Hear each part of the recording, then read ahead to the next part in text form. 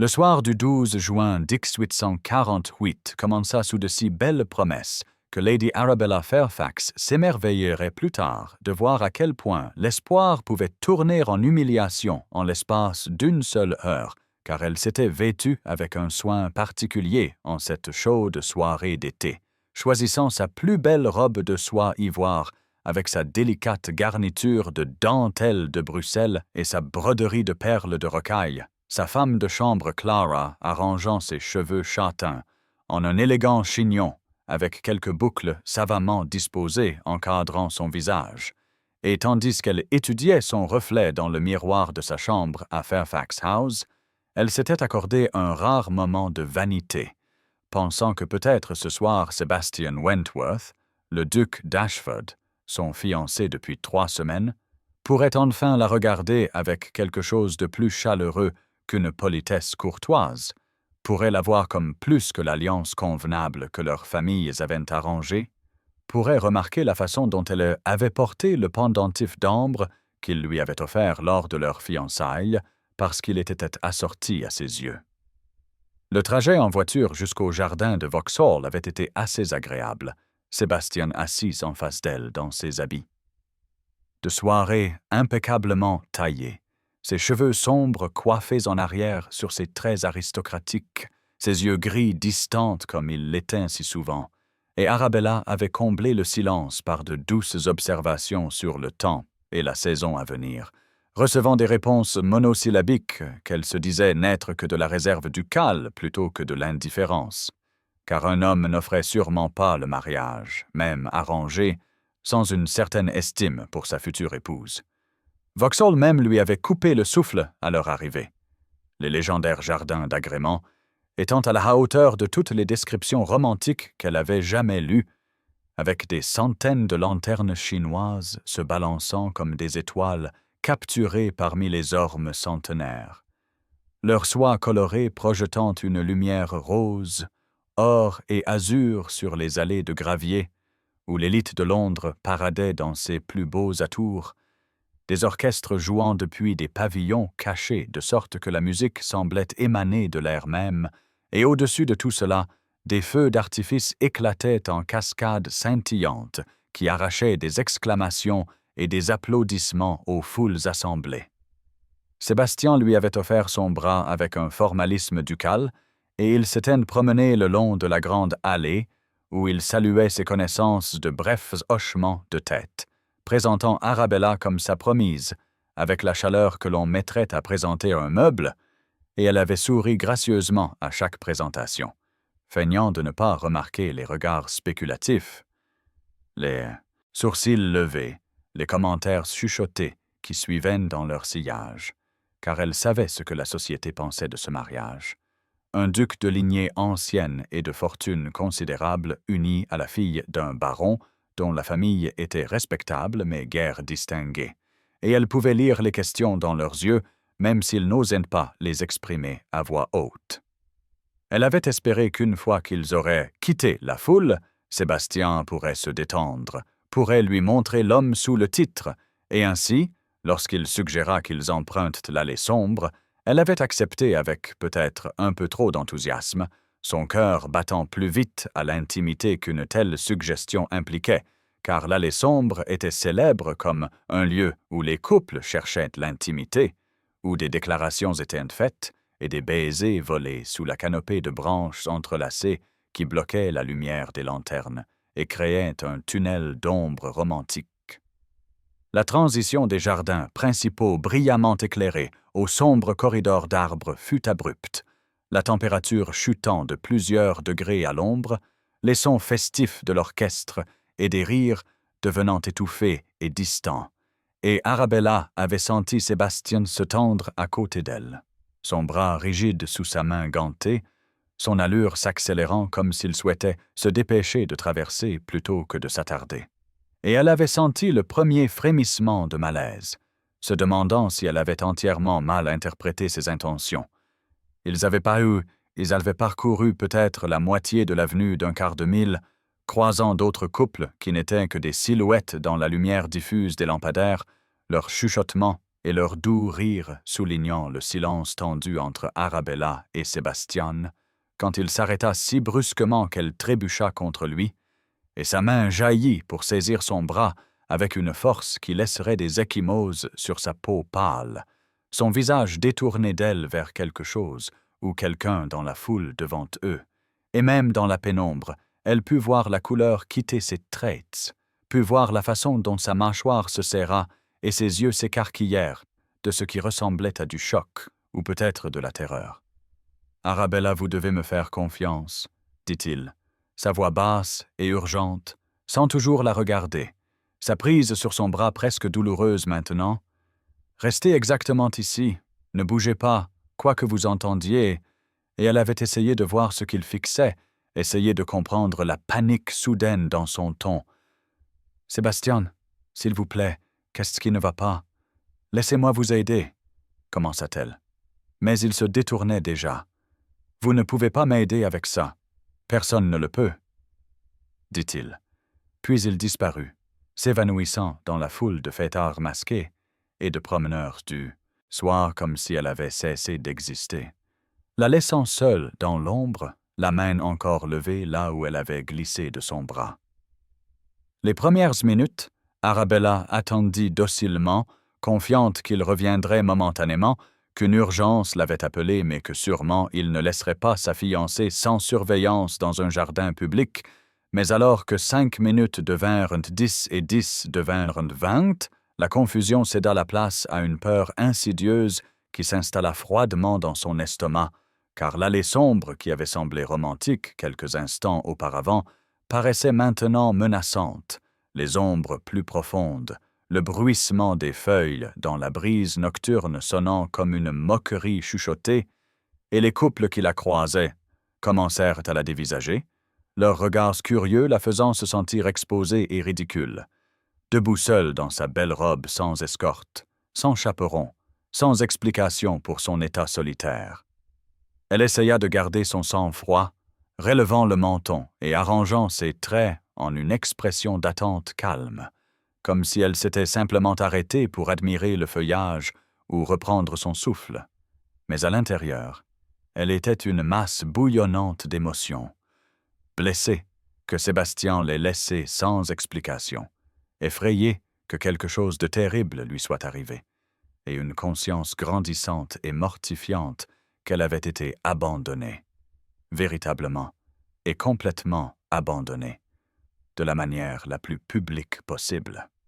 Les allumeurs de réverbères commencèrent leur tournée, alors que l'heure se faisait tardive. Mais au lieu d'allumer de nouvelles lampes, ils les éteignent, soufflant les petites flaques d'illumination une par une, alors que Vauxhall se préparait à fermer pour la nuit. Et Arabella réalisa avec une vague de panique qu'elle ne pouvait pas simplement rester là jusqu'à ce que Sébastien revienne, qu'elle devrait trouver son propre chemin pour sortir, qu'elle devrait naviguer seule dans les jardins qui s'assombrissaient. Elle se mit à marcher, le froufrou de ses jupes de soie contre le sentier de gravier, sa respiration courte et rapide, et les branches qui avaient semblé simplement atmosphériques auparavant, s'accrochaient maintenant à sa robe et à ses cheveux, déchirant le tissu délicat et arrachant les épingles de sorte que des boucles tombèrent en désordre sur ses épaules. Et elle sentit les larmes lui piquer les yeux, mais refusa de les laisser couler, refusa de céder au désespoir qui menaçait de la submerger. C'est en passant en titubant devant un groupe de matrones élégamment vêtues qu'elle en entendit les chuchotements, ne prenant même pas la peine de baisser la voix en sa présence. Pauvre chérie, elle ne sait même pas encore pour Georgiana. Certains fantômes refusent de rester enterrés, dit l'une avec un plaisir malveillant, et une autre répondit. La délaissée du duc d'Ashford, abandonnée comme une vulgaire ordure, à quoi s'attendait-elle d'un homme pleurant encore son premier amour? Et Arabella sentit les mots comme des coups physiques, chacun confirmant ses pires craintes, qu'elle n'était pas désirée, pas chérie, simplement un remplacement pour quelqu'un d'autre, quelqu'un nommé Georgiana, dont le fantôme avait apparemment plus de droit sur la loyauté de Sébastien que sa fiancée vivante et respirante. Elle atteignit les portes principales de Vauxhall par la seule force de sa volonté, sa robe déchirée et sale. ses cheveux en complet désarroi, son visage pâle et figé, et elle loua un fiacre avec les pièces de son réticule, donnant au cocher son adresse d'une voix qui ne tremblait que légèrement. Et pendant le long trajet de retour vers Mayfair, elle resta assise dans l'obscurité de la voiture et sentit quelque chose en elle changer et se durcir. La jeune fille, pleine d'espoir qui s'était habillée si soigneusement ce soir-là, mourant silencieusement et étant remplacée par quelqu'un d'autre, quelqu'un qui n'attendrait pas patiemment d'être réclamé ou rejeté au gré d'un homme, quelqu'un qui exigerait des réponses et refuserait d'être une victime passive des circonstances. Et au moment où le fiacre s'arrêta devant Fairfax House et qu'elle monta les marches pour affronter ce qui l'attendait à l'intérieur, Lady Arabella Fairfax avait pris une décision. Elle n'accepterait pas ce renvoi, cet abandon, cette cruauté désinvolte sans en comprendre la raison, et si Sebastian Wentworth pensait qu'il pouvait simplement la laisser dans le noir sans explication, il était sur le point de découvrir qu'elle possédait une colonne vertébrale d'acier sous ses robes de soie et ses manières de dame.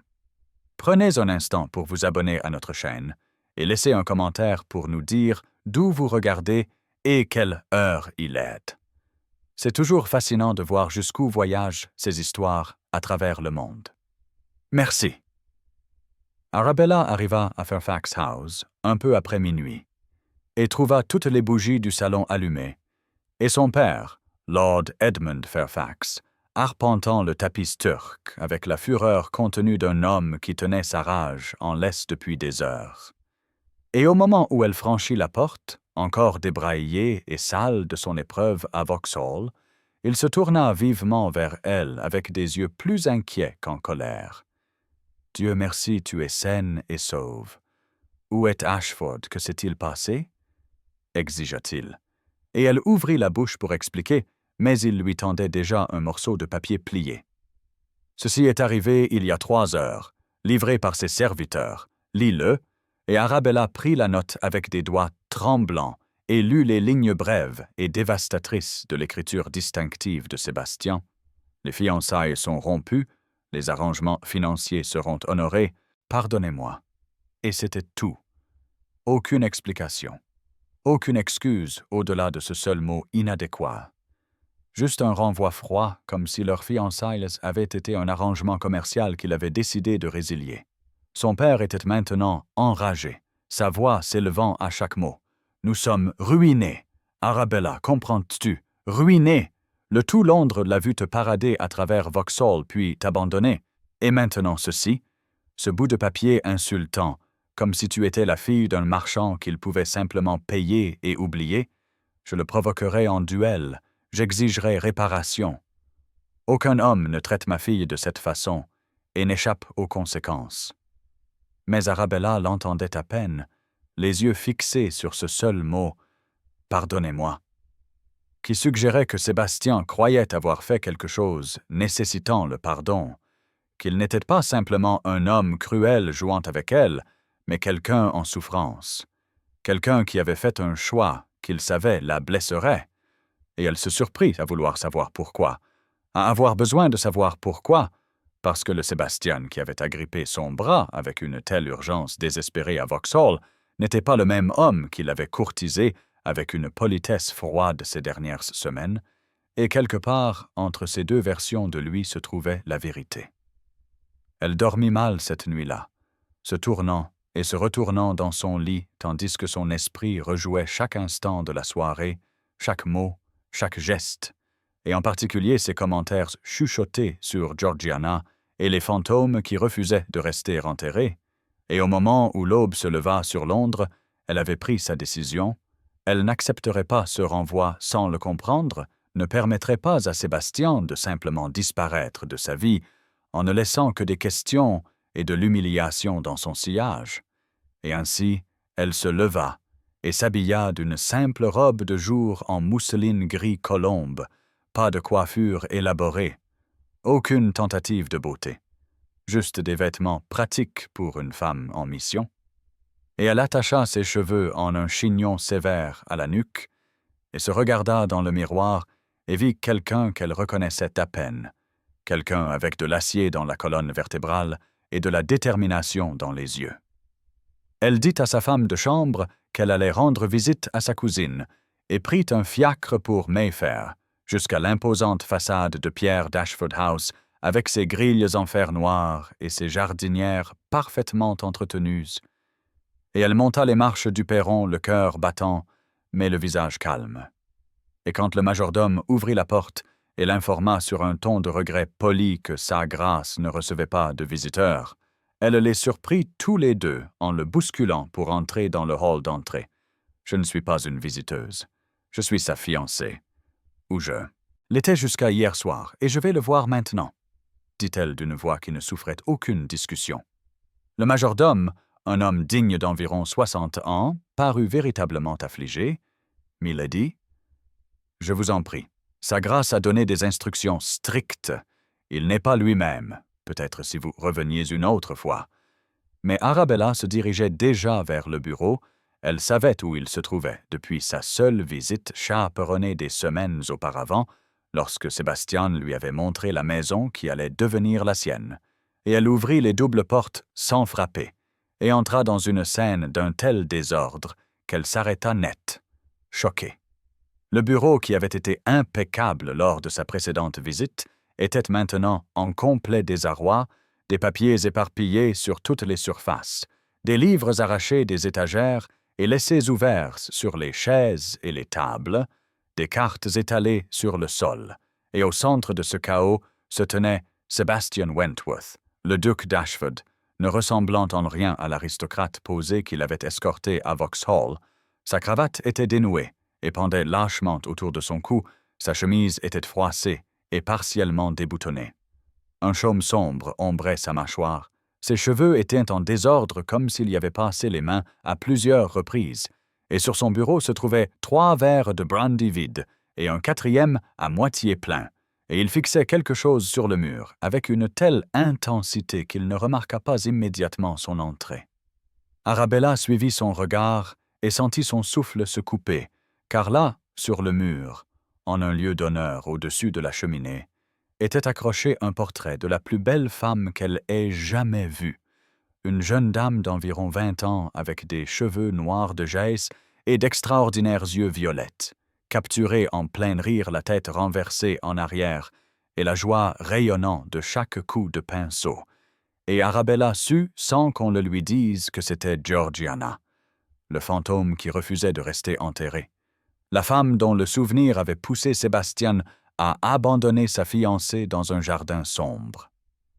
Sébastien dut entendre la porte, car il se retourna brusquement et ses yeux s'écarquillèrent de choc en la voyant. « Lady Fairfax », dit-il, la voix rauque, et il essaya de se redresser, essaya de rassembler un semblant d'autorité ducale, mais ses mains tremblaient et ses yeux étaient cerclés de rouge, et il ressemblait à un homme qui n'avait pas dormi depuis des jours. « Vous ne devriez pas être ici.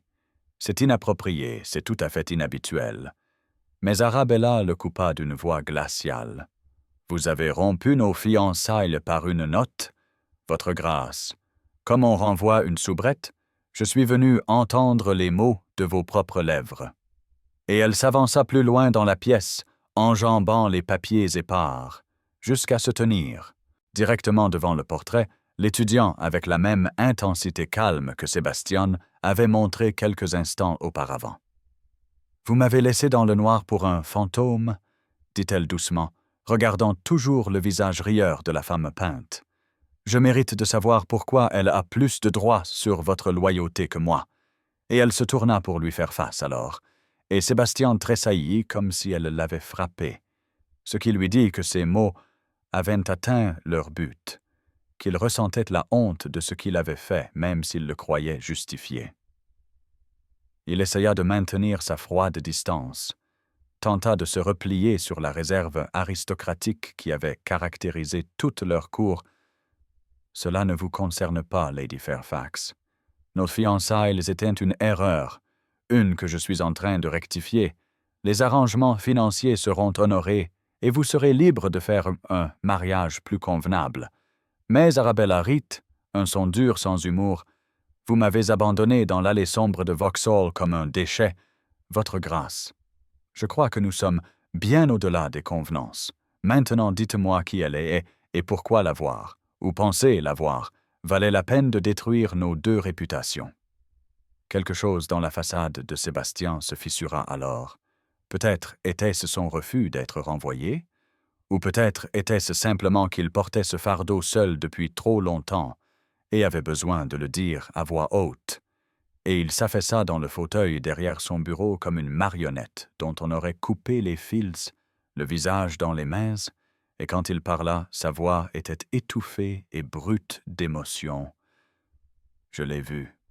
Arabella, j'ai vu Georgiana. Vivante, après 3 ans à la croire morte, à la pleurer, à me détester de ne pas l'avoir sauvée. Elle était là, en chair et en os, à moins de 10 mètres de nous dans la foule, et je devais aller vers elle. Je devais savoir si c'était réel ou si j'étais finalement devenu fou de chagrin. Arabella sentit quelque chose changer dans sa poitrine, sentit sa colère se transformer en quelque chose de plus complexe, un mélange de sympathie, de frustration et d'une étrange et farouche détermination, et elle se dirigea vers le fauteuil en face de son bureau et s'assit sans y être invitée, le forçant à la regarder. « Parlez-moi d'elle, » dit-elle. « Non pas une demande, mais un ordre. Dites-moi tout. » Et Sébastien releva la tête et la regarda avec des yeux pleins d'une telle douleur qu'elle regretta presque d'avoir demandé, mais elle soutint son regard et attendit. « Georgiana Tilney, » commença-t-il, sa voix à peine plus qu'un murmure. « La fille d'un vicaire du village près du domaine de campagne de ma famille. Je la connaissais depuis l'enfance. Nous avons grandi ensemble. Elle était brillante, gentille et pleine de vie. Tout ce qu'il y a de bon dans le monde. Et je l'aimais, depuis l'âge de 15 ans, et elle en avait 13. Mais mon père interdit le mariage. Elle était bien trop en dessous de moi.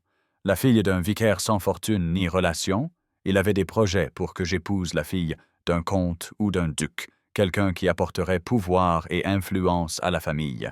Et alors j'ai attendu, j'ai dit à Georgiana d'attendre, d'être patiente, que lorsque mon père mourrait et que j'hériterais du titre, je l'épouserais, et au diable les conséquences. » Ses mains se serrèrent et se desserrèrent sur le bureau, ses jointures blanches, et Arabella pouvait voir le dégoût de soi dans chaque ligne de son corps, alors qu'il continuait. « Mon père est mort quand j'avais 24 ans, et je suis devenu le duc d'Ashford, et finalement j'étais libre d'épouser qui je voulais. J'ai fait venir Georgiana. J'ai planifié notre fugue. Je lui ai acheté une bague. » Il désigna le médaillon endommagé par l'eau sur son bureau. Et 3 jours avant que nous devions partir pour l'Écosse, sa voiture est sortie du pont sur la rivière Blackwater. Il pleuvait, les routes étaient glissantes, le cocher a perdu le contrôle et la voiture a plongé dans la rivière. Et ils ont retiré le corps du cocher de l'eau, mais Georgiana. Il s'interrompit. La voix brisée. Son corps n'a jamais été retrouvé. La rivière était haute et rapide à cause des pluies. Ils ont cherché pendant des jours, mais n'ont rien trouvé. Et j'ai dû enterrer un cercueil vide et vivre avec la connaissance que si je l'avais épousée plus tôt, si j'avais défié mon père, si j'avais mis son bonheur au-dessus de mon héritage, elle serait toujours en vie. Le silence qui suivit était lourd de chagrin et de culpabilité. Et Arabella resta assise très immobile, digérant cette révélation, comprenant maintenant les ombres qui avaient toujours rôdé derrière les yeux de Sébastien, le sentiment qu'il n'était pas pleinement présent dans leur conversation, qu'une partie de lui était perpétuellement ailleurs, pleurant une perte qu'il croyait avoir causée, et elle comprit aussi pourquoi voir Georgiana vivante le pousserait à la folie, lui ferait tout abandonner, et tout le monde dans une tentative désespérée de l'atteindre, de confirmer qu'elle était réelle, que sa culpabilité n'avait servi à rien, qu'elle n'était pas morte à cause de sa lâcheté. « Et l'avez-vous rattrapée » demanda doucement Arabella. Et Sébastien secoua la tête, son rire amer et brisé. « Non, elle a disparu comme de la fumée. J'ai fouillé tous les jardins, j'ai interrogé tous ceux que j'ai pu trouver, j'ai cherché pendant des heures, mais c'était comme si elle n'avait jamais été là. Et maintenant, je ne sais pas si je l'ai vraiment vu ou si le chagrin a finalement consumé ma raison, si mon esprit l'a conjuré par désespoir parce que je ne peux pas supporter le poids de ce que j'ai fait. Arabella se pencha en avant, sa voix douce mais ferme. Ou peut-être qu'elle est vivante. Sébastiane. Peut-être qu'elle n'est pas morte dans cet accident. Peut-être que le corps n'a jamais été retrouvé parce qu'il n'y avait pas de corps à retrouver. Et vous vous le devez, à vous-même et à moi, de découvrir la vérité. Parce que vous ne pouvez pas vivre le reste de votre vie hanté par un fantôme qui pourrait être de chair et de sang, et vous ne pouvez pas me demander de simplement accepter mon renvoi quand il y a tant de questions sans réponse.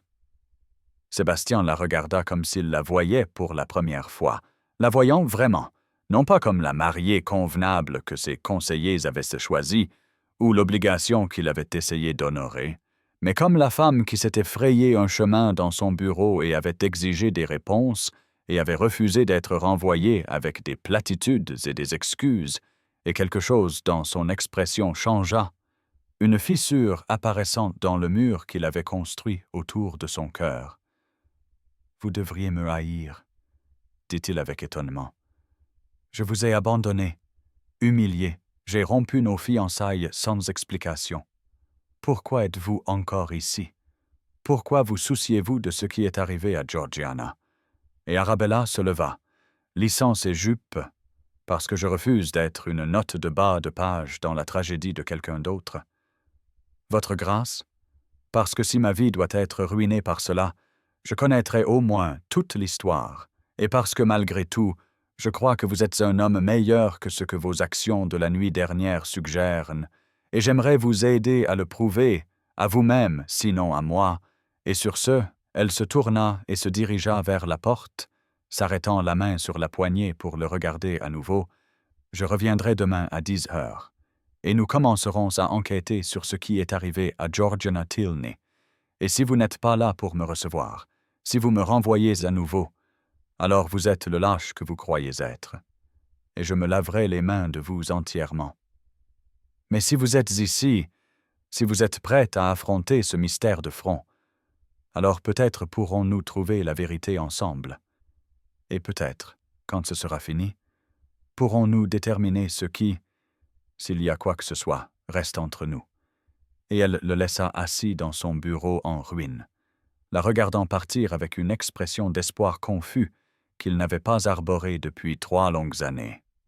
La piste vint d'une source inattendue, un journal relié en cuir découvert dans une boîte de livres donnée lors d'une vente de charité d'église à Cheapside, et c'est Arabella qui l'avait trouvé, passant ses après-midi à examiner méthodiquement chaque don provenant des églises des comtés entourant Londres, cherchant un lien quelconque avec le perdu, Georgiana, et quand elle ouvrit ce volume particulier et vit le nom du révérend Thomas Tilney inscrit sur la première page à l'encre pâlie, ses mains avaient tremblé d'excitation, et elle avait passé les 2 heures suivantes à lire des entrées qui narraient, les mois suivants, la mort supposée de Georgiana, des entrées remplies de culpabilité, de justification et de prières pour le pardon, et enfoui dans ces confessions décousues se trouvait un seul détail crucial, une référence à un cottage dans un village côtier du Kent, un endroit où le révérend avait écrit qu'il pourrait trouver la paix et la solitude pour contempler ses péchés.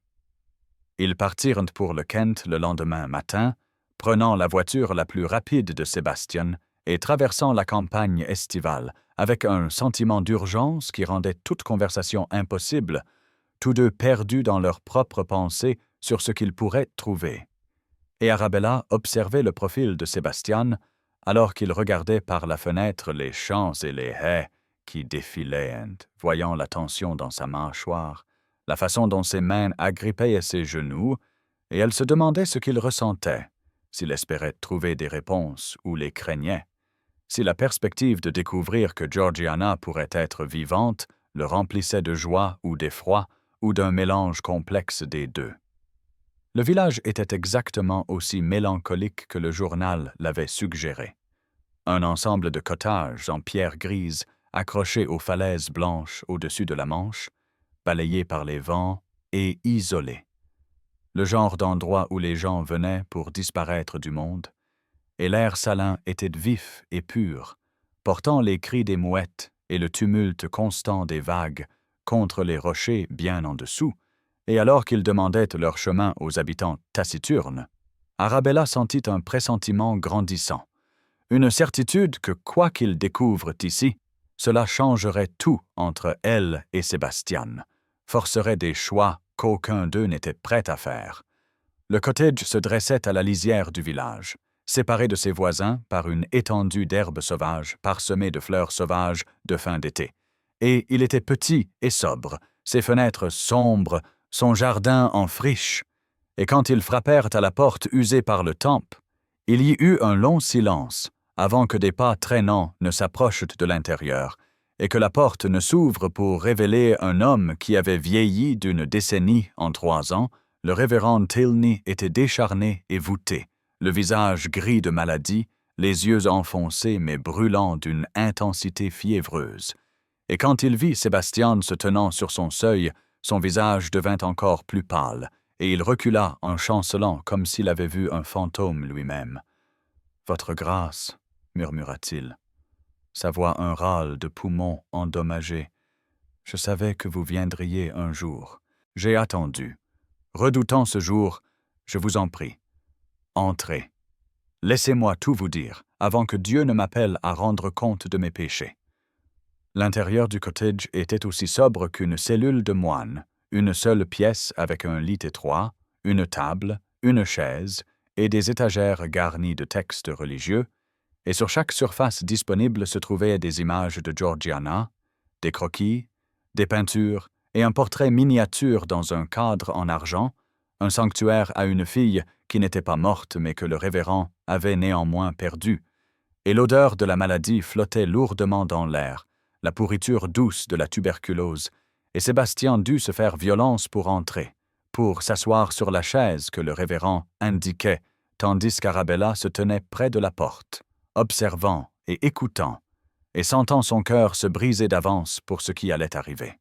« Elle n'est pas morte, » dit le révérend sans préambule, s'effondrant sur son lit et serrant le portrait miniature contre sa poitrine. « Ma Georgiana, ma belle-fille, elle n'est pas morte dans l'accident, elle a survécu.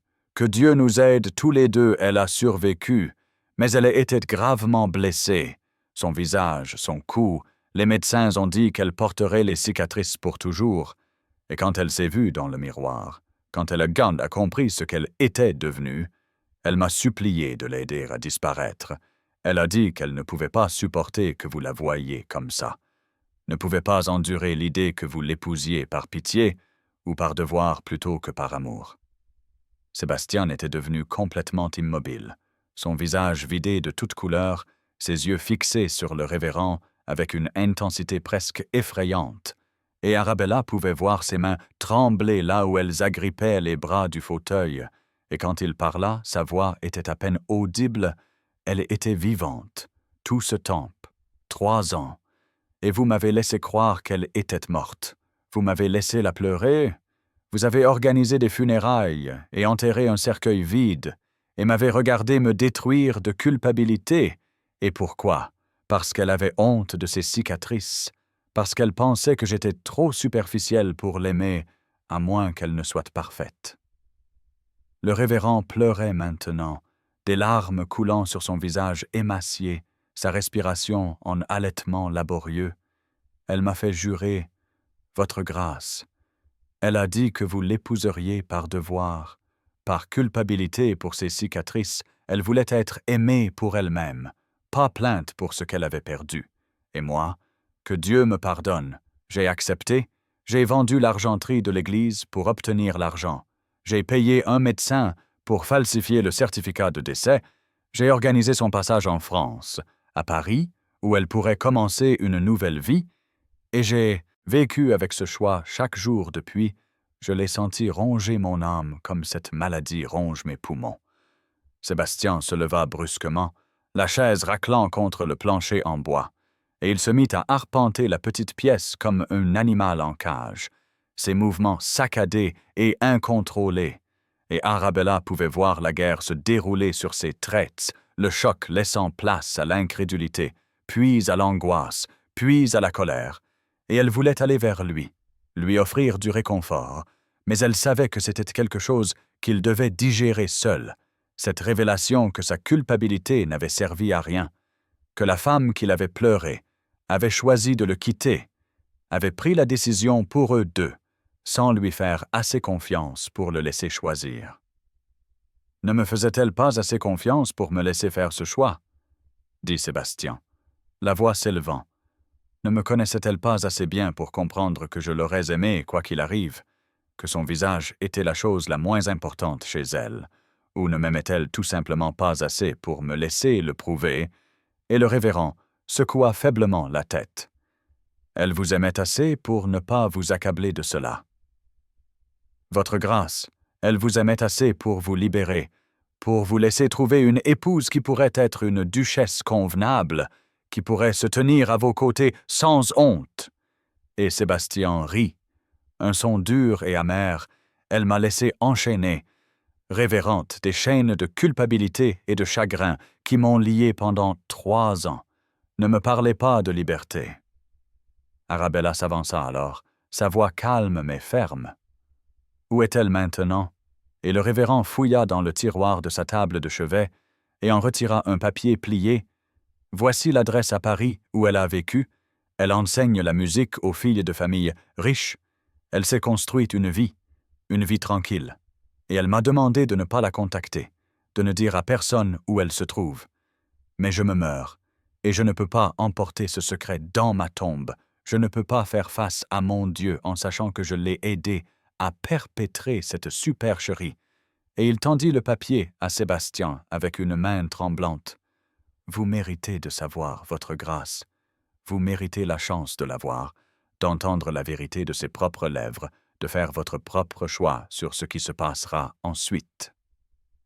Sébastien prit le papier mais ne le regarda pas, ses yeux toujours fixés sur le visage du révérend. Puis il se tourna et sortit du cottage sans un mot, laissant Arabella murmurer des remerciements et des adieux hâtifs avant de le suivre dans la lumière de fin d'après-midi, et elle le trouva debout au bord de la falaise, regardant la Manche gris-vert, le vent fouettant ses cheveux et les mouettes criant au-dessus de sa tête, et elle s'approcha de lui lentement, lui laissant le temps de parler s'il le voulait, mais il resta silencieux, le papier serré dans sa main, et finalement elle demanda « Que ferez-vous » Ils prirent des chambres dans la seule auberge du village, un établissement au plafond bas avec des planchers inégaux et de petites fenêtres donnant sur la mer, et ils commandèrent le dîner, mais aucun d'eux ne put manger, la nourriture restant intacte sur la table entre eux, tandis que Sébastien arpentait la pièce et qu'Arabella restait assise rigidement sur la chaise près de la fenêtre, regardant le soleil se coucher sur l'eau et sentant son monde s'effondrer autour d'elle, car elle savait ce qui allait arriver, savait que Sébastien devrait aller voir Georgiana, devrait la voir et lui parler et décider de ce qu'il ressentait, et elle savait aussi qu'une fois qu'il verrait son premier amour bien vivante, une fois qu'il regarderait dans ses yeux violettes qui hantaient son portrait, il y avait de fortes chances qu'il choisisse le passé plutôt que l'avenir, qu'il choisisse la femme qu'il aimait depuis son enfance, plutôt que la femme qui lui avait été imposée par le devoir et un arrangement. « Vous êtes en colère contre elle, » dit finalement Arabella, brisant le silence qui s'était étiré entre eux pendant des heures, et Sébastien cessa d'arpenter la pièce et se tourna vers elle, son visage hagard à la lueur des bougies. « Bien sûr que je suis en colère, » dit-il, la voix brute. 3 ans. Arabella. 3 ans que je porte le poids de sa mort comme une pierre autour de mon cou. Je me suis refusé toute chance de bonheur parce que je croyais ne pas le mériter. Je me suis puni chaque jour pour ma lâcheté de ne pas l'avoir épousée plus tôt. Et pendant tout ce temps, elle était vivante. Vivante à Paris, enseignant la musique, faisant ce choix pour moi sans me donner mon mot à dire. Comment pourrais-je ne pas être en colère? Arabella se leva et s'approcha de lui, prenant ses mains dans les siennes. Peut-être qu'elle vous protégeait, dit-elle doucement, ou peut-être qu'elle se protégeait elle-même, peut-être qu'elle ne pouvait pas supporter de voir de la pitié dans vos yeux quand vous regardiez ses cicatrices. Peut-être qu'elle vous aimait assez pour vouloir que vous vous souveniez d'elle telle qu'elle était, belle et entière, plutôt que brisée et marquée. Nous ne pouvons pas connaître ses raisons, à moins que vous ne lui demandiez. Et Sébastien retira ses mains et reprit sa marche. « Je ne sais pas si je veux lui demander, » dit-il. « Je ne sais pas si je veux la voir du tout. Que dirais-je? Merci de m'avoir laissé croire que vous étiez morte. Merci de m'avoir laissé me détruire de culpabilité. Merci de m'avoir transformé en cette coquille hantée d'homme qui ne peut pas avancer parce qu'il est trop occupé à regarder en arrière. » Ils se disputèrent pendant la longue nuit, leurs voix s'élevant et s'abaissant avec l'intensité de leurs émotions.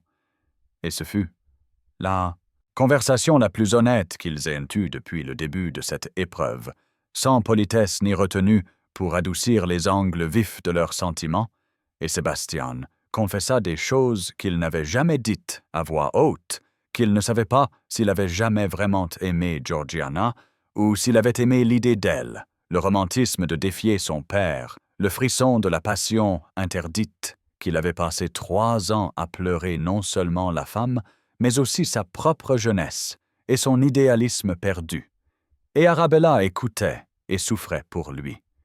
Mais elle sentait aussi sa propre peur monter comme une marée, car s'il allait voir Georgiana, s'il la voyait et lui parlait, et obtenait la conclusion dont il avait besoin, il n'y avait aucune garantie qu'il reviendrait à Arabella, aucune promesse que ce qui avait grandi entre eux ces dernières semaines serait suffisant pour rivaliser avec l'attrait du premier amour et de la rédemption. « Je ne l'aime plus, » dit finalement Sébastien, alors que la bougie se consumait et que la première lumière de l'aube commençait à griser les fenêtres. Sa voix épuisée mais certaine, je ne sais pas si je l'ai jamais vraiment aimé, ou si c'était l'idée de défier mon père, de choisir la passion plutôt que le devoir. Mais j'ai besoin de la voir, Arabella. J'ai besoin de comprendre pourquoi elle a fait ce qu'elle a fait. J'ai besoin de l'entendre me dire qu'elle a choisi de partir, que c'était sa décision et non mon échec, parce que jusqu'à ce que je fasse cela, jusqu'à ce que je la regarde dans les yeux et que je lui pose ces questions, je ne serai jamais libéré de cela. » Et Arabella hocha la tête, déglutissant contre la boule dans sa gorge. « Je sais, » dit-elle, « c'est pourquoi vous devez y aller.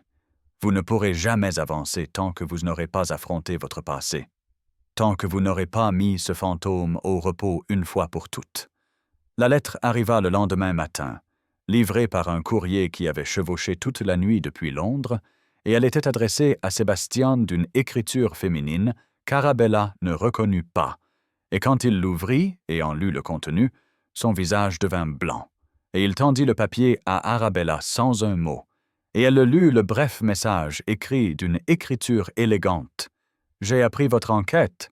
Je suis revenu en Angleterre. Je dois vous parler, s'il vous plaît. Rejoignez-moi demain soir au jardin de Vauxhall. À l'allée sombre où nous avons parlé d'amour pour la première fois il y a tant d'années. Venez seul. Je vous en supplie.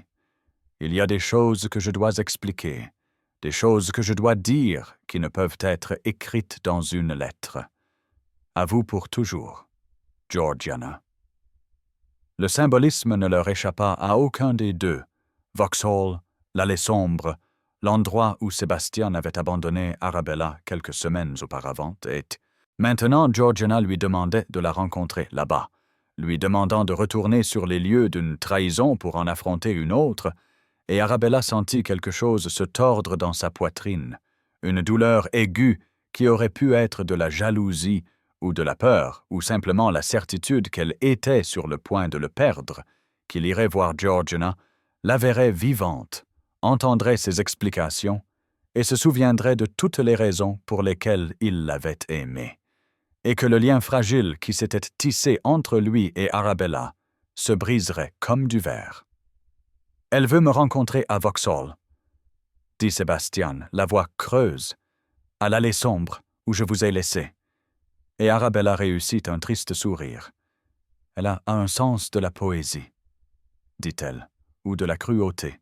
Peut-être les deux. » Et Sébastien la regarda avec des yeux pleins d'angoisse. « Arabella, » si je vais la voir? Si je la rencontre là-bas, qu'adviendra-t-il de nous? Et Arabella sentit les larmes menacées mais refusa de les laisser couler. Il n'y a pas de nous tant que vous ne connaîtrez pas votre propre cœur. Votre grâce, dit-elle, utilisant son titre délibérément pour créer une distance.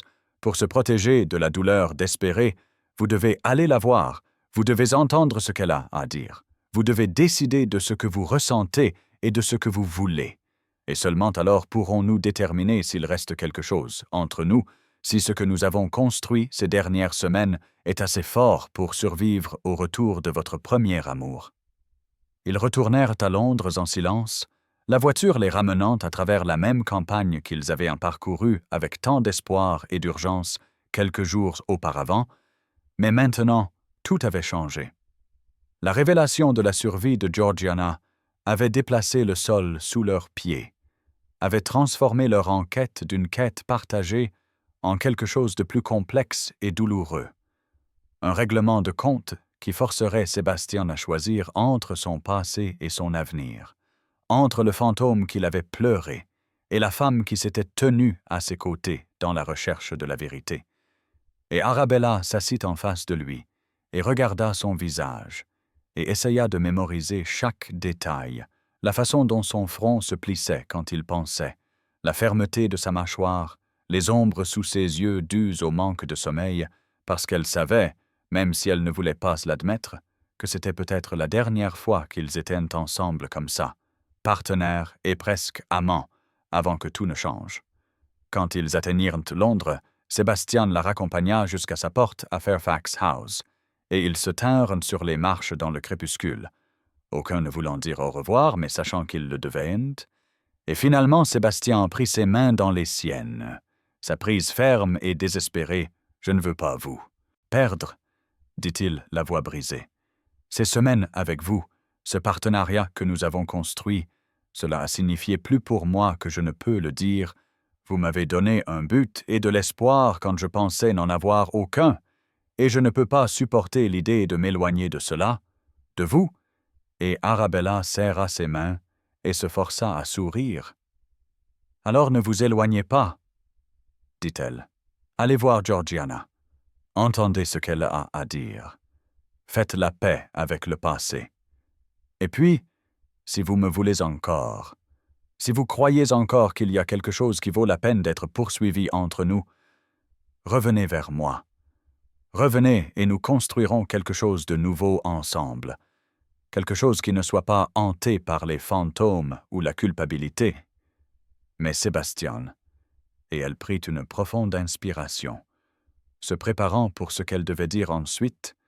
Si vous allez la voir et que vous réalisez qu'elle est ce que vous voulez, que l'amour que vous avez partagé est ce que vous avez cherché depuis le début, alors je vous libère. Je ne vous tiendrai pas à des fiançailles qui ont été arrangées par d'autres. Je ne vous piégerai pas avec le devoir ou l'obligation. Je veux que vous soyez libre de choisir vraiment. Et quoi que vous décidiez, je l'accepterai avec grâce. Il la serra alors dans ses bras, la tenant fermement contre sa poitrine, et elle pouvait sentir son cœur battre à tout rompre, pouvait sentir le tremblement qui parcourait son corps, et pendant un long moment, ils restèrent là dans l'obscurité grandissante, deux personnes sur le point de tout perdre ou de tout gagner.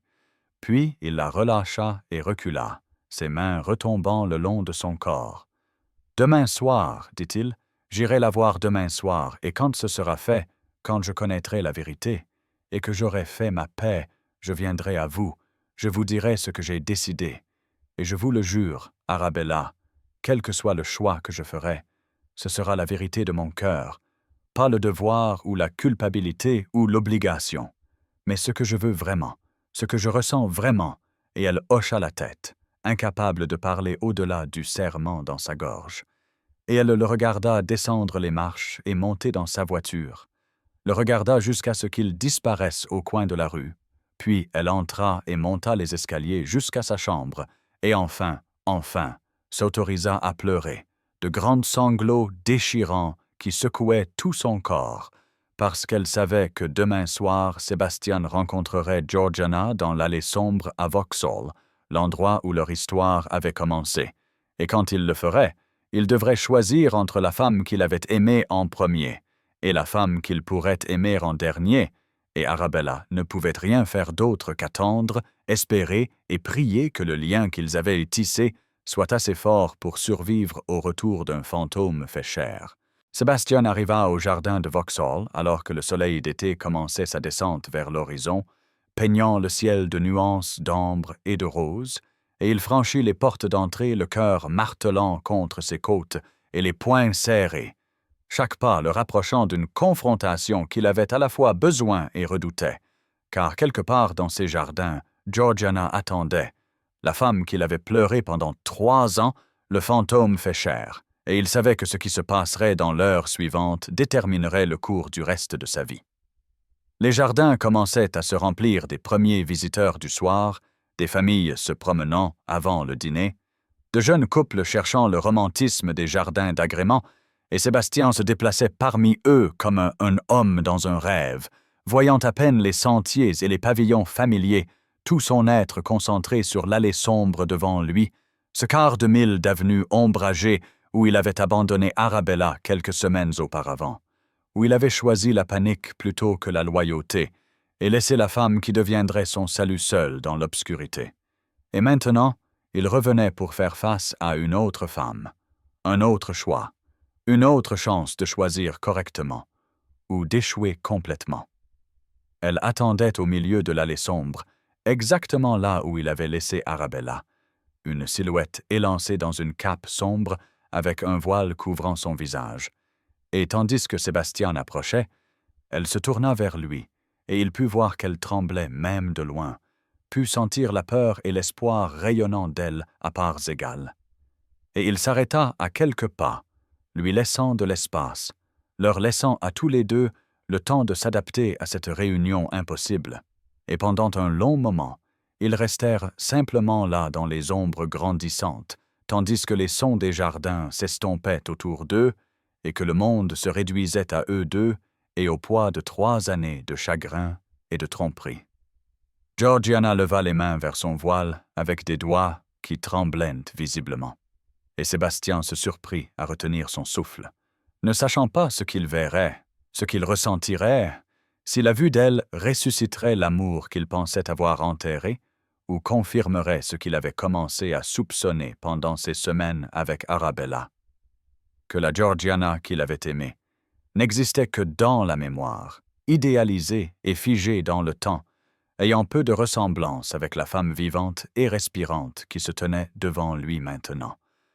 Le voile tomba, et Sébastien sentit son souffle se couper, non pas d'horreur, mais du choc de la reconnaissance mêlée à la preuve de la souffrance, car le visage de Georgiana était en effet marqué par l'accident.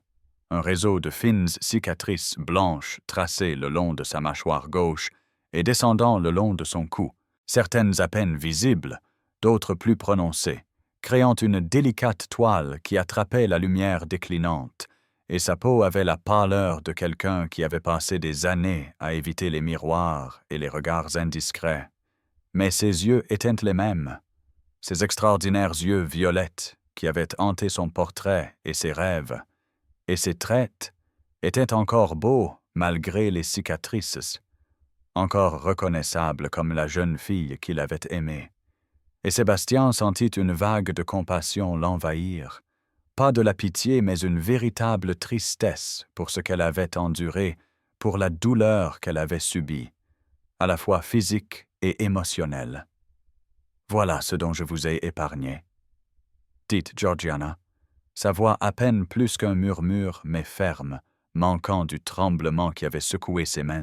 « Voilà pourquoi je suis parti, pourquoi je ne pouvais pas revenir vers vous, pourquoi j'ai supplié mon père de m'aider à disparaître. Je ne pouvais pas supporter l'idée que vous me regardiez avec pitié, que vous m'épousiez par devoir ou par culpabilité, alors que ce que je voulais, ce que j'avais toujours voulu, c'était être aimé pour moi-même, être désiré et non enduré. » Et Sébastien s'avança instinctivement, sa main tendue mais s'arrêtant avant de toucher son visage, et il secoua lentement la tête, sa voix douce mais ferme quand il parla. « Vous auriez dû me laisser faire ce choix. Georgiana, dit-il, non pas le choix de vous épouser malgré vos cicatrices, mais le choix de vous aimer sans en tenir compte. Vous nous avez enlevé cela à tous les deux. Vous avez décidé pour moi de ce que je pouvais ou ne pouvais pas supporter, de ce que je ressentirais ou ne ressentirais pas, et ce n'était pas votre droit. Peu importe la douleur que vous ressentiez, peu importe à quel point vous aviez peur, et les yeux de Georgiana se remplirent de larmes qui ne coulèrent pas, et elle hocha lentement la tête. « Je sais, » murmura-t-elle, « je le sais maintenant, je le sais depuis 3 ans, mais à ce moment-là, allongé dans mon lit en agonie, entendant le chirurgien dire à mon père que je serais marqué à jamais, que mon visage ne serait plus jamais le même, tout ce que je pouvais penser, c'était que je deviendrais un fardeau pour vous, que vous m'épouseriez parce que vous sentiez que vous le deviez, parce que vous aviez fait des promesses. Et je ne pouvais pas le supporter, Sébastien. Je ne pouvais pas supporter de voir l'amour se transformer en obligation, la passion en devoir. » Ils restèrent en silence un instant, le poids de ces mots suspendus entre eux, et Sébastien sentit la vieille culpabilité essayer de se réaffirmer.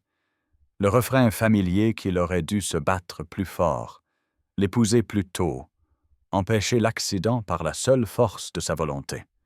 Mais pour la première fois en 3 ans, cette culpabilité ne trouva aucune prise, car il pouvait voir maintenant avec une clarté douloureuse que le choix de Georgiana avait été le sien, qu'elle l'avait fait pour ses propres raisons. Et bien qu'il pût souhaiter qu'elle lui ait fait assez confiance pour le laisser prouver son amour, il ne pouvait pas prendre la responsabilité d'une décision qui avait été entièrement la sienne. « L'auriez-vous fait » demanda Georgiana, sa voix plus forte maintenant, une pointe de défi sous la douleur. « Mais quand même, si vous m'aviez vu comme ça dans les jours suivant l'accident, bandé, brisé et hurlant de douleur, auriez-vous encore voulu m'épouser? M'auriez-vous encore regardé avec désir au lieu de pitié? » Et Sébastien prit une longue inspiration, considérant sa réponse avec soin, voulant lui donner l'honnêteté plutôt qu'un réconfort vide, et après une pause, il dit la vérité qu'il n'avait que récemment comprise. « Je veux dire oui, » dit-il lentement, « mais honnêtement, je ne sais pas, Georgiana, nous étions si jeunes, notre amour était mêlé de rébellion et de romantisme, du frisson de défier mon père et de choisir la passion plutôt que le devoir. Je ne sais pas s'il aurait survécu à la réalité de vos blessures, à la longue convalescence, au regard et au chuchotement de la société.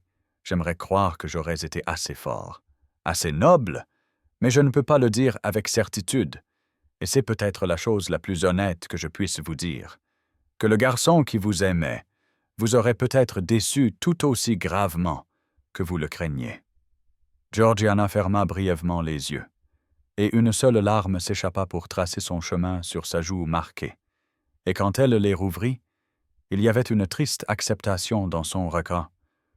« Nous étions des enfants jouant aux adultes, » dit-elle, « jouant à la grande passion et à la dévotion éternelle. Nous ne savions pas ce que l'amour signifiait vraiment, ce qu'il exigeait, ce qu'il coûtait. Et quand la réalité s'est immiscée sous la forme de mon accident, nous avons tous les deux échoué. J'ai échoué en m'enfuyant, et vous avez échoué en laissant votre père vous contrôler si longtemps. Et nous ne pouvons pas revenir en arrière et changer ces échecs. Nous pouvons seulement les reconnaître et essayer d'avancer. »« Et maintenant ?» demanda doucement Sébastien, et Georgiana croisa son regard, scrutant son visage avec une intensité qui le fit se sentir exposé. « Pourrions-nous, commença-t-elle, pourrions-nous essayer à nouveau, repartir à zéro?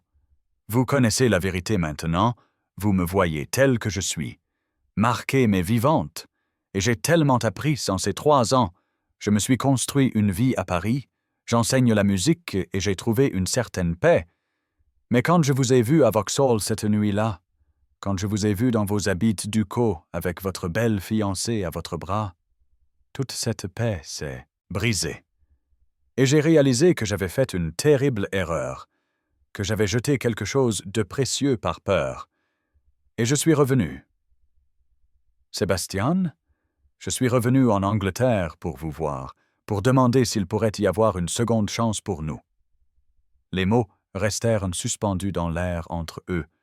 Une question, une offre et une supplique tout à la fois. Et Sébastien sentit son cœur se serrer, non pas avec l'amour ressuscité qu'elle espérait, mais avec un mélange complexe de compassion, de regret et de certitude absolue.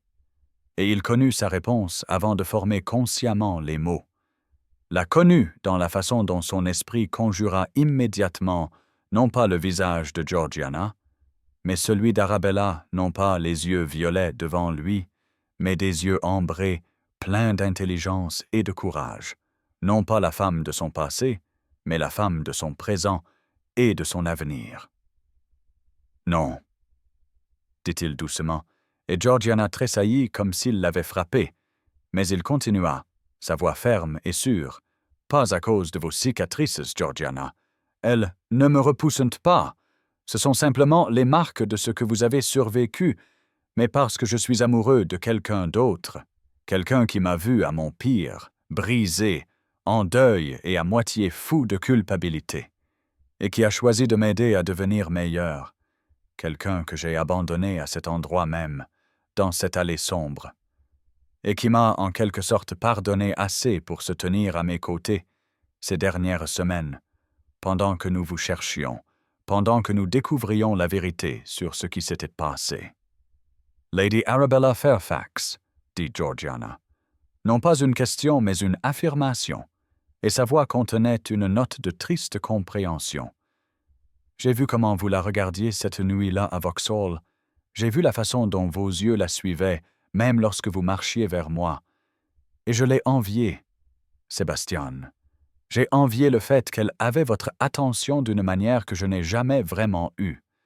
Même quand nous étions jeunes et supposément amoureux, et Sébastien hocha lentement la tête, réalisant la vérité de son observation, car même pendant leur cours, il avait été plus concentré sur le défi à son père que sur la connaissance réelle de Georgiana, avait été amoureux de l'idée de rébellion plutôt que de la réalité de la femme. Elle mérite mieux que la moitié de mon cœur, encore enchaîné au passé, dit Sébastien, sa voix se brisant légèrement. Elle mérite tout mon cœur, toute mon attention, ma dévotion complète, et je l'ai perdue.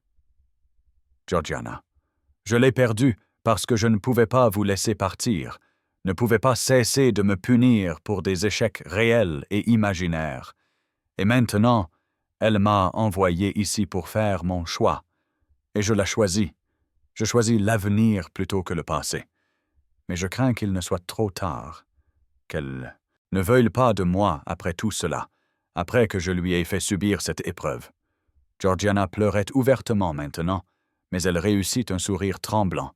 Alors cessez de rester ici avec un fantôme, Sébastien, dit-elle, faisant écho à des mots qu'Arabella elle-même aurait pu prononcer. Allez la voir, donnez-lui ce que vous n'avez pas pu me donner, votre cœur tout entier, offert librement, non lié par le devoir, la culpabilité ou l'obligation, mais donné parce que vous choisissez de le donner, parce que vous voulez le donner, et peut-être que si vous êtes très chanceux et très honnête, elle l'acceptera.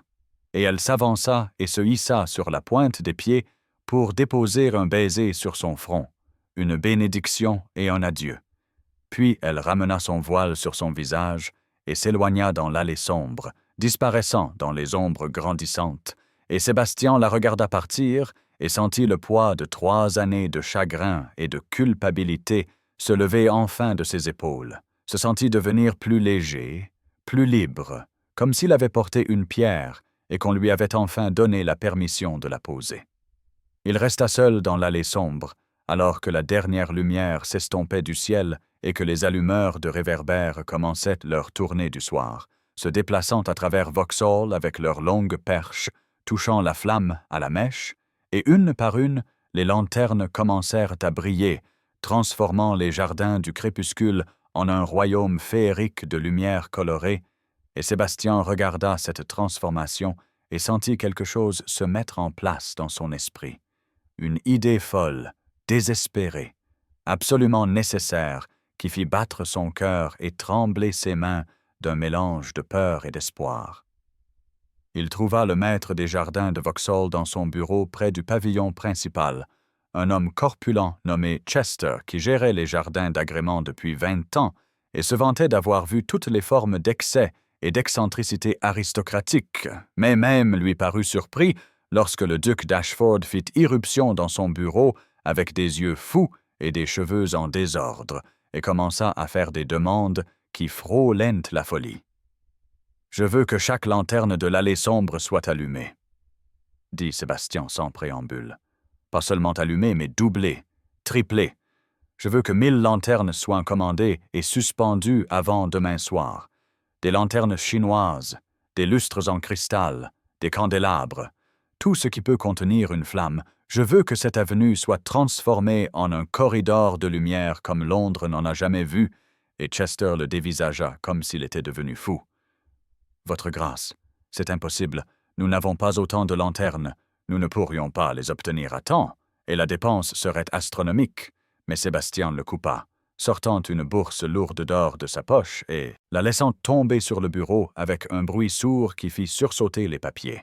« Je me fiche de la dépense, » dit Sébastien, sa voix intense et urgente. « Je paierai ce qu'il en coûtera. Je paierai le double, le triple. Je me ruinerai si nécessaire. Mais j'ai besoin que cela soit fait. J'ai besoin que l'allée sombre soit transformée d'ici demain soir. J'ai besoin qu'elle soit si brillante qu'on puisse la voir de l'autre côté de Londres, un phare, une déclaration, une promesse. » Et Chester regarda la bourse, puis le visage du duc, et y vit quelque chose qui le convainquit que ce n'était pas un simple caprice aristocratique, mais une nécessité désespérée. « Très bien. Votre grâce, » dit-il lentement. « J'enverrai des messagers à chaque chandelier et fabricant de lampes de Londres. Je ferai travailler mes hommes toute la nuit, mais je ne fais aucune promesse. 1000 lanternes est une entreprise considérable. » Et Sébastien hocha la tête, serrant la main de l'homme des 2 siennes. « Faites de votre mieux, » dit-il. « Faites de votre mieux, et je vous serai éternellement reconnaissant. » Puis il disparut, sortant d'un pas décidé dans les jardins, avec un sentiment de détermination qu'il n'avait pas ressenti depuis 3 ans, peut-être de toute sa vie.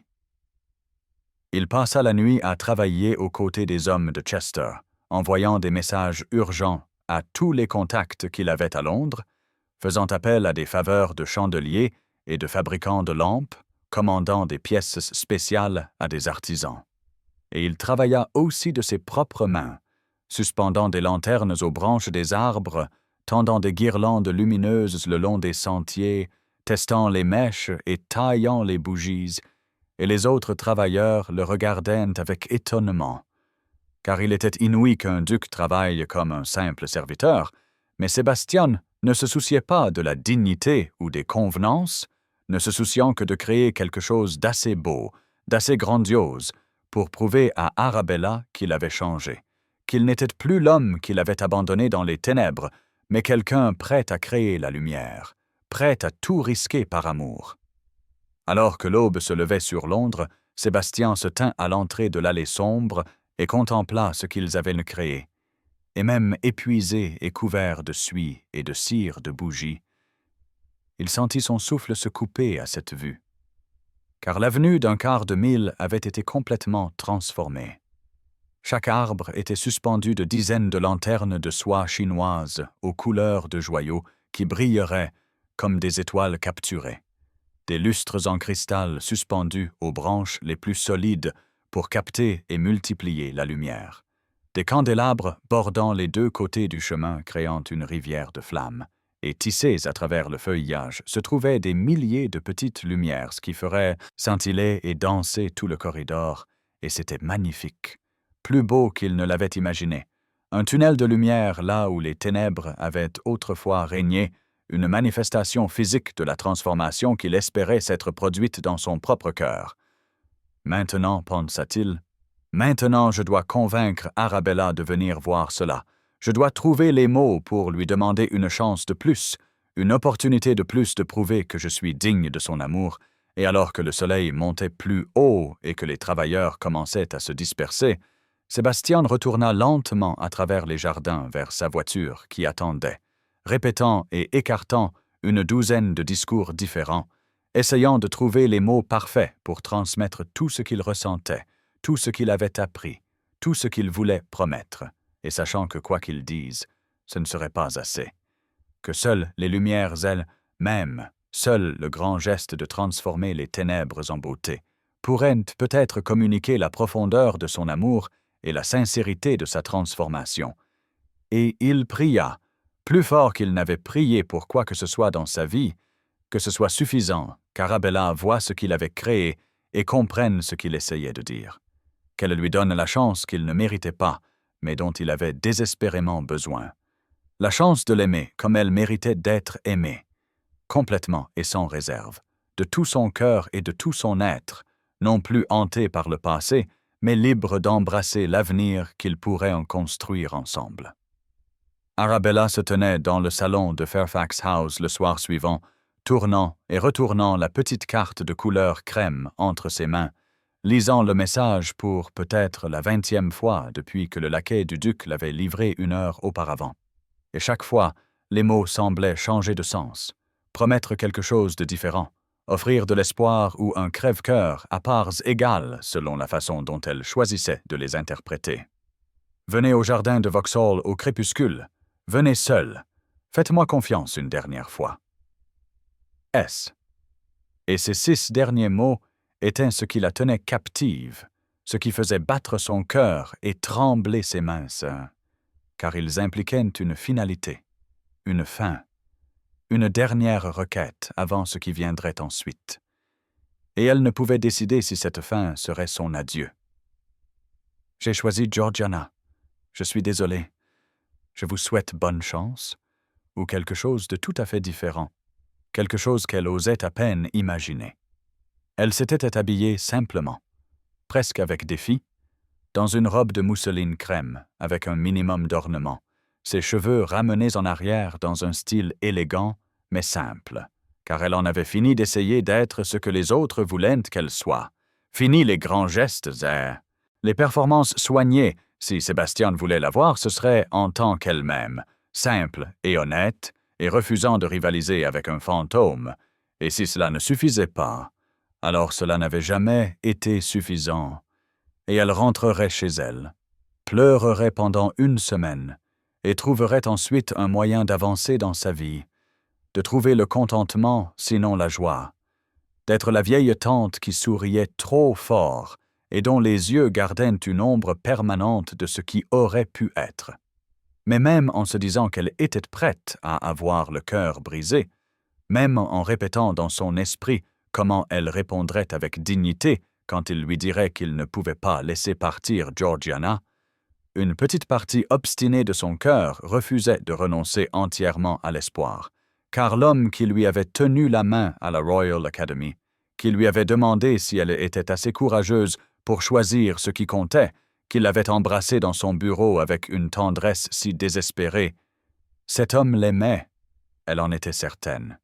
Et s'il y avait ne serait-ce que la plus petite chance qu'il ait trouvé un moyen d'avancer, de choisir l'avenir plutôt que le passé, alors elle se devait à elle-même et à lui de venir à Vauxhall une dernière fois, de lui faire confiance une dernière fois, même en sachant que cela pourrait la détruire.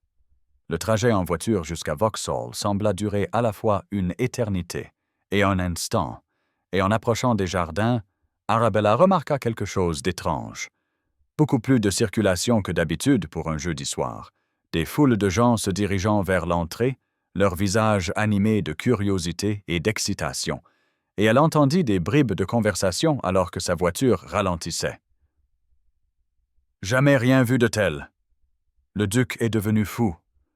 1000 lumières. » Et sa confusion s'approfondit même si quelque chose comme de l'anticipation commença à palpiter dans sa poitrine, car quoi qu'il se passe, cela impliquait Sébastien, et c'était apparemment assez spectaculaire pour attirer la moitié de Londres. L'entrée de Vauxhall était sombre comme toujours à cette heure, les portes ouvertes pour admettre la foule grandissante, mais alors qu'Arabella descendait de sa voiture et congédiait son cocher d'un geste de la main, elle trouverait son propre chemin pour rentrer, quoi qu'il arrive ce soir, Elle put voir une étrange lueur émanant de quelque part plus profondément dans les jardins, un rayonnement qui semblait pulser et scintiller dans le crépuscule grandissant. Et elle pouvait entendre de la musique aussi, les notes d'un orchestre jouant quelque chose de beau et d'une romance déchirante. Et son cœur commença à battre si fort qu'elle pouvait le sentir dans sa gorge, alors qu'elle franchissait les portes d'entrée et suivait le flot de gens vers la source de la lumière.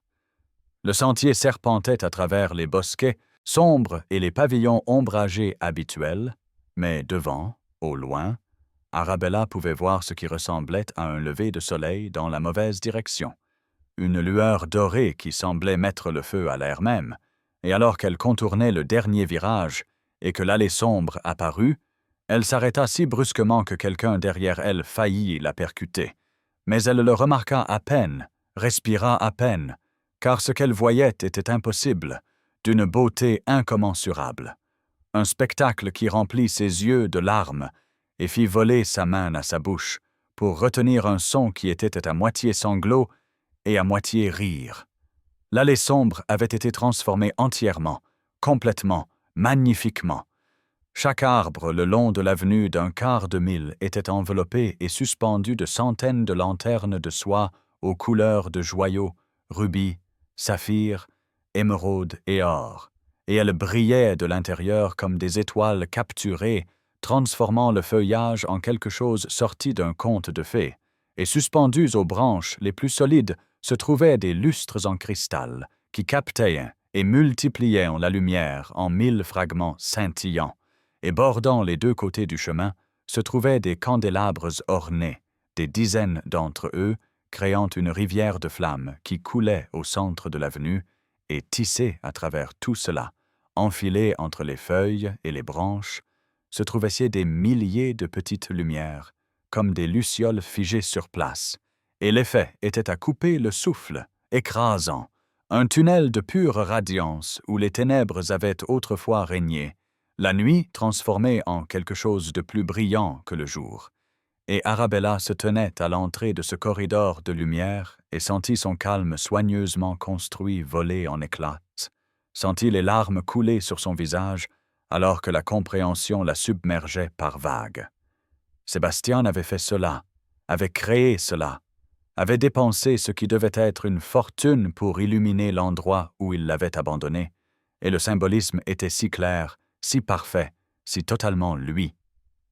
Apporter la lumière dans les ténèbres, transformer le site de son plus grand échec en une déclaration d'amour, tout risquer sur un grand geste qui gagnerait son cœur, ou deviendrait l'échec romantique le plus spectaculaire de l'histoire de Londres. Et Arabella l'aimait pour cela, l'aimait pour son extravagance, sa vulnérabilité et sa volonté de se rendre ridicule devant toute la société si cela signifiait prouver sa dévotion, et elle commença à marcher le long de l'avenue illuminée, les larmes coulant toujours, et son cœur si plein qu'elle pensait qu'il pourrait éclater. En s'enfonçant plus profondément dans la lumière, elle remarqua des détails qui la firent pleurer encore plus fort.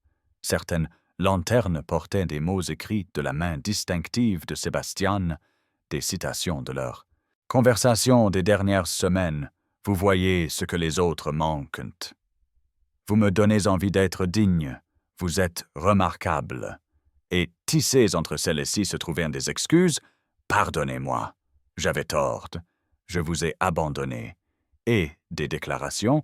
« Je vous aime. Choisissez-moi.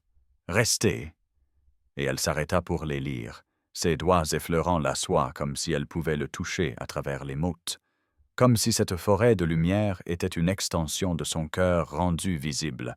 Et elle comprit maintenant pourquoi il avait eu besoin de faire cela, pourquoi les mots seuls n'auraient jamais suffi, car certaines vérités sont trop grandes pour le langage et nécessitent de grands gestes pour les contenir, nécessitent 1000 lumières pour exprimer ce que 1000 mots ne pourraient pas.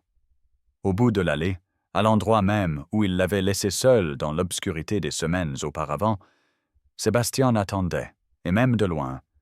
Arabella pouvait voir qu'il était vêtu d'une tenue de soirée formelle, manteau noir, gilet blanc et cravate parfaitement nouée. Mais son visage portait une expression qu'elle n'avait jamais vue auparavant. Une vulnérabilité nue mêlée à un espoir désespéré. Le masque de contrôle habituel du duc complètement abandonné au profit d'une émotion brute et honnête. Et en se rapprochant, elle vit que ses mains tremblaient et que ses yeux brillaient de larmes non versées. Et quand elle fut à peut-être 3 mètres de lui, il fit quelque chose qui fit haleter audiblement la foule rassemblée aux abords de l'allée. Il tomba à genoux devant elle. Là, devant des centaines de pères dieux, un duc agenouillé dans la poussière d'un jardin d'agrément, et l'humilité de ce geste, l'abandon public de la dignité et de la fierté, coupa le souffle d'Arabella et fit couler de nouvelles larmes sur ses joues.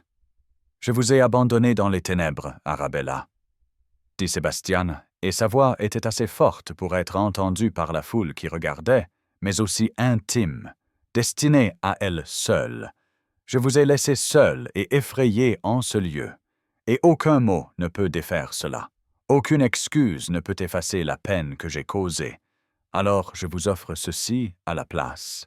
1000 lumières pour remplacer les ténèbres, un corridor de radiance où l'ombre régnait autrefois, et la promesse, le vœu, que je ne vous laisserai plus jamais dans l'ombre, que je passerai le reste de ma vie à m'assurer que vous marchez dans la lumière, que vous êtes vu, chéri et aimé comme vous le méritez. Et Arabella essaya de parler, mais sa gorge était trop serrée par l'émotion. Essaya de lui dire de se relever, qu'il n'avait pas besoin de s'agenouiller. Mais il continua, ses mots sortant en un flot, comme s'il les avait retenus trop longtemps et ne pouvait plus les contenir. C'est de la folie. Réussit finalement à dire Arabella, la voix. Brisée. La dépense, Sébastien. Vous devez avoir dépensé une fortune. C'est trop. Mais il secoua la tête avec force, ses propres larmes coulant enfin. Non, dit-il, non, ce n'est pas trop. Vous valez chaque bougie de Londres, chaque étoile dans le ciel. Vous valez tout ce que j'ai et tout ce que je suis. Je me ruinerais 1000 fois, s'il le fallait, pour vous prouver que j'ai changé, que je ne suis plus l'homme qui choisissait les fantômes plutôt que les femmes vivantes, le devoir plutôt que l'amour, que je vous vois, Arabella, que je vous vois vraiment. Et ce que je vois, c'est la femme avec qui je veux passer ma vie. La femme qui m'a sauvé de moi-même, qui a exigé l'honnêteté quand je voulais me cacher, qui s'est tenue à mes côtés même quand je ne le méritais pas, et je ne vous demande pas si vous voulez m'épouser, je vous demande si vous me laisserez passer ma vie à vous aimer comme vous le méritez, complètement et sans réserve, de tout mon cœur et de tout mon être. Arabella sentit ses genoux fléchir, et elle tendit les mains à l'aveuglette, ses mains trouvant ses épaules, si agrippant pour se soutenir, et elle baissa les yeux sur son visage levé vers elle, et y vit de l'amour, réel et indéniable. Non pas la passion idéalisée de la jeunesse, mais l'amour plus profond et plus vrai, de 2 personnes qui s'étaient vues au pire, et s'étaient choisies, malgré tout. Et elle connut sa réponse, la connaissait depuis le moment où elle avait vu la première lanterne, la connaissait peut-être depuis le moment où il lui avait tenu la main à la Royal Academy. Mais elle avait besoin qu'il comprenne quelque chose d'abord, avait besoin de poser ses propres conditions. « Levez-vous, » dit-elle, la voix ferme malgré ses larmes. « Je ne veux pas de vous à genoux, Sébastien. Je ne veux pas de votre soumission ou de votre pénitence. Je veux votre partenariat. Je veux marcher à vos côtés en tant qu'égal, pas être adoré d'en bas. » Et Sébastien se leva immédiatement, l'espoir flamboyant dans ses yeux, et Arabella leva les mains pour encadrer son visage, ses pouces essuyant ses larmes, tandis que les siennes continuaient de couler. « Vous êtes un homme absurde et merveilleux, » dit-elle, mi-riant, mi-pleurant. « Vous avez créé le scandale de la saison, dépensé une fortune en lanterne, vous êtes agenouillé dans la poussière devant la moitié de Londres, tout ça pour me dire ce que je savais déjà, que vous m'aimez, et je n'ai pas besoin de 1000 lanternes, imbécile. Je n'ai pas besoin de grands gestes ou de déclarations publiques. J'ai seulement besoin de vous, de votre vrai vous, pas du duc avec ses titres et ses responsabilités, pas de l'amante en deuil hantée par le passé. Juste vous, Sébastien, imparfait, humaine, et essayant si fort d'être meilleur. C'est lui que j'aime. C'est lui que je choisis.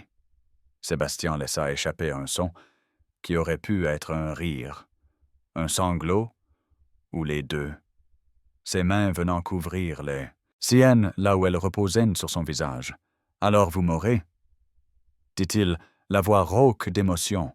« Tout de moi, les parties imparfaites et humaines, le duc et l'homme, le passé et l'avenir. Pour le reste de nos jours, si vous voulez de moi, Arabella, si vous êtes assez courageuse pour choisir cela, pour nous choisir. » Et Arabella sourit à travers ses larmes, un sourire radieux et joyeux qui transforma tout son visage. « Oui, » dit-elle simplement, « 1000 fois oui, je vous choisis, je nous choisis.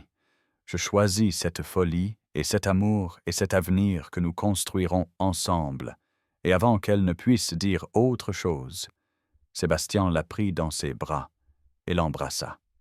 Le baiser était tout ce que leurs baisers précédents avaient promis, mais c'était une retenue de livrer pleinement, passionné, sans retenue, et tout à fait inconvenant pour un lieu aussi public. Et aucun d'eux ne s'en souciait, ni des centaines de pères dieux qui les regardaient, ni des règles de la société, ni de ce que les feuilles de scandale imprimeraient demain, car à ce moment-là, ils étaient tous les deux exactement là où ils devaient être, dans les bras l'un de l'autre, dans la lumière, se choisissant librement et sans réserve. Et la foule éclata en applaudissements et en acclamations qui semblèrent faire trembler les lanternes au-dessus de leur tête. Et Arabella pouvait entendre la voix de sa mère quelque part dans le vacarme, pleurant des larmes de joie, et le rire de Lord Edmund, surpris et ravi, et cent autres voix célébrant leur joie. Mais tout cela s'estompa en bruit de fond, alors que Sébastien approfondissait le baiser et qu'Arabella enroulait ses bras autour de son cou et se laissait complètement aller au moment, à la promesse de tout ce qui allait venir. Quand ils se séparèrent enfin, tous deux essoufflés et riant, Sébastien garda ses bras autour de sa taille et posa son front contre le sien, et Arabella vit dans ses yeux quelque chose qu'elle n'avait jamais vu auparavant, une paix absolue, la certitude sereine d'un homme qui avait enfin trouvé son chemin après avoir erré perdu pendant des années, et elle savait que la même paix se reflétait dans son propre regard, la joie tranquille d'être vraiment vue et vraiment choisie. Et comme par un signal, comme si Sébastien avait orchestré chaque détail de ce moment, ce qui, réalisa-t-elle, il avait presque certainement fait. Des feux d'artifice explosèrent au-dessus de leur tête, des cascades brillantes de couleurs qui rivalisaient avec les lanternes en dessous, et la foule haleta, pointa du doigt et rit, et Arabella leva les yeux vers la pluie de lumière, puis se tourna vers Sébastien avec une exaspération feinte. « Vous avez aussi commandé des feux d'artifice » dit-elle, secouant la tête avec une incrédulité amusée. « Vous êtes vraiment déterminé à vous ruiner pour moi. » Et Sébastien sourit, impénitent et totalement joyeux d'une manière qu'elle ne l'avait jamais vue. « Ça en valait complètement la peine, » dit-il. « En plus, je suis un duc, je me remettrai financièrement, mais je ne me serai jamais remis de vous avoir perdu. Vous valez chaque centime, chaque titre scandaleux, chaque sourcil levé de matrone désapprobatrice. Vous valez tout. » Et Arabella rit et l'embrassa à nouveau, plus brièvement cette fois, mais non moins sincèrement, et murmura contre ses lèvres. « Bien, parce que vous êtes coincé avec moi maintenant, votre grâce, pour le meilleur et pour le pire, dans les ténèbres et dans la lumière. » Et Sébastien murmura en retour, « J'allume une bougie pour vous chaque soir, vous savez, dans ma chambre. Une bougie pour me souvenir de ces 1000, pour me rappeler la nuit où j'ai enfin fait le bon choix. » Et Arabella recula pour le regarder avec des yeux brillants. « Une seule suffit, dit-elle doucement. Vous suffisez, Sébastien. vous avez toujours suffi. Un an plus tard, Arabella franchit l'entrée des jardins de Vauxhall, la main de son mari chaude et solide dans la sienne, et leur fille calée sur sa hanche, un parfait chérubin de 7 mois, avec les cheveux sombres de Sébastien et ses propres yeux ambrés, et elle sentit une vague de contentement si profonde qu'elle lui coupa le souffle, car ceci, ce moment ordinaire de bonheur familial, valait plus que toutes les 1000 lanternes, les feux d'artifice et les grands gestes, bien qu'elle chérisse aussi ses souvenirs, les gardant comme des trésors dans son cœur pour les sortir et les admirer les jours difficiles. L'allée sombre était revenue à son état normal maintenant, les lanternes et les lustres enlevés depuis longtemps, bien que Sébastien ait confié qu'il payait encore plusieurs chandeliers et que le maître des jardins de Vauxhall lui envoyait occasionnellement des notes nostalgiques, se demandant si sa grâce pourrait envisager de répéter le spectaculaire déploiement pour des occasions spéciales, des demandes que Sébastien déclinait poliment, car les 1000 lumières avaient été une déclaration unique, à ne jamais répéter ou diminuer par imitation. « Nous n'en avons plus besoin », avait-il dit à Arabella quand elle le taquinait à propos des notes. « Nous avons l'un l'autre, nous avons Bella, nous avons notre vie ensemble. De quelle autre lumière pourrions-nous avoir besoin ?» Et elle l'avait embrassé et lui avait dit qu'il était devenu incroyablement romantique dans sa vieillesse. Et il avait ri, l'avait serré contre lui, et avait dit que c'était entièrement de sa faute, pour lui avoir appris ce que l'amour signifiait vraiment. Maintenant, ils marchaient main dans l'avenue ombragée. Leur fille, Georgiana Arabella, appelée Bella par tous ceux qui la connaissaient dans Bentonlina, regardant autour d'elle avec de grands yeux curieux, trop jeune pour comprendre la signification de ce lieu, mais assez âgée pour sentir l'émotion de ses parents.